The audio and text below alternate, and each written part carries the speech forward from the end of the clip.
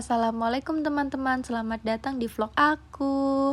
Kali ini kita akan jalan-jalan ke salah satu tempat bersejarah dan ikonik di Yogyakarta, yaitu pabrik gula Madu Kismo. Yuk ikuti perjalanan seru kita. Pertama-tama kita kumpul dulu di Gedung Madu Candia. Di sini kita dijelasin mengenai awal berdirinya pabrik hingga sekarang. Pabrik Madu Kismo yang terletak di Yogyakarta memiliki sejarah yang kaya dan erat kaitannya dengan Kerajaan Yogyakarta.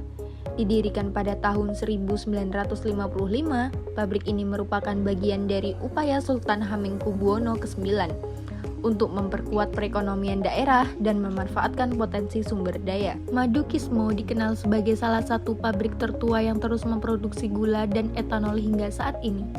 Selain memproduksi gula untuk kebutuhan nasional, mereka juga menghasilkan alkohol dan spiritus untuk kebutuhan industri. Yang unik, pabrik ini tidak hanya berfungsi sebagai fasilitas produksi, tapi juga menjadi destinasi wisata edukasi. Pabrik ini selalu banyak pengunjung, terutama pelajar dan mahasiswa.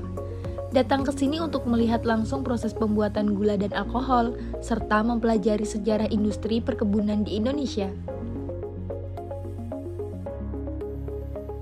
Selanjutnya, kita akan diarahkan menuju pabrik Madu Kismo. Menuju pabrik tersebut, kita diarahkan untuk menaiki kereta yang telah disediakan. Biasanya, kereta ini untuk mengangkat tebu yang belum diolah untuk menuju ke dalam pabrik. Hai, kita mau menaiki kereta.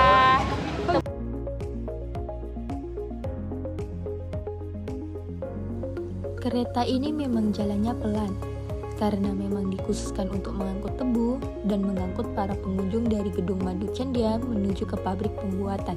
Setelah sampai di pabrik, langsung disambut dengan limbah dari ampas tebu. Teman-teman jangan salah mengira dulu, limbah ini memiliki potensi luar biasa loh.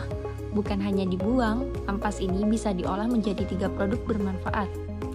Pertama, pupuk organik.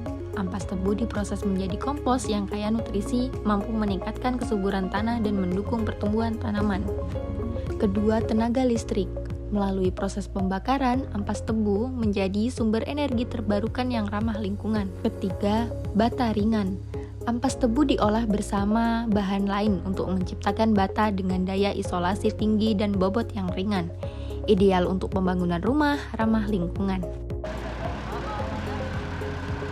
Selamat datang di pabrik gula Madu Kismo, tempat di mana tebu segar diolah menjadi gula berkualitas tinggi. Di sini, aku mau menjelaskan runtunan mengolah tebu hingga menjadi gula pasir. Pertama, pengolahan awal. Tebu yang tiba di pabrik disortir berdasarkan kematangan. Hanya tebu berkualitas yang lanjut ke tahap berikutnya. Yang kedua, penggilingan. Tebu yang lolos seleksi digiling untuk mengekstrak nira atau air sari tebu. Proses ini melibatkan beberapa tahapan pemerasan dan menambahkan air imbibisi untuk memaksimalkan ekstraksi. Yang ketiga, pemurnian. Nira yang diperoleh mengandung kotoran seperti lilin, tanah, dan protein. Untuk itu, dilakukan pemurnian dengan pemanasan, pengendapan, dan penyaringan agar nira menjadi bersih dan siap diproses lebih lanjut. Yang keempat, penguapan. Nira yang sudah dimurnikan diuapkan untuk mengurangi kadar airnya, membuatnya lebih kental dan siap untuk kristalisasi. Yang kelima, kristalisasi. Proses ini mengubah nira pekat menjadi kristal gula. Pabrik Madu Kismo menggunakan metode bertahap dengan tipe pemasakan ACD yang bertujuan menghindari karamelisasi dan menjaga kemurnian gula. Yang keenam, penyelesaian dan pengemasan. Kristal gula yang terbentuk dipisahkan dari larutan sisa, kemudian gula dikemas dan disimpan di gudang untuk didistribusikan. Setelah keliling dari pabrik, kita juga bisa mampir nih membeli hasil olahan dari Madu Kismo. Sudah selesai, saatnya kita pulang.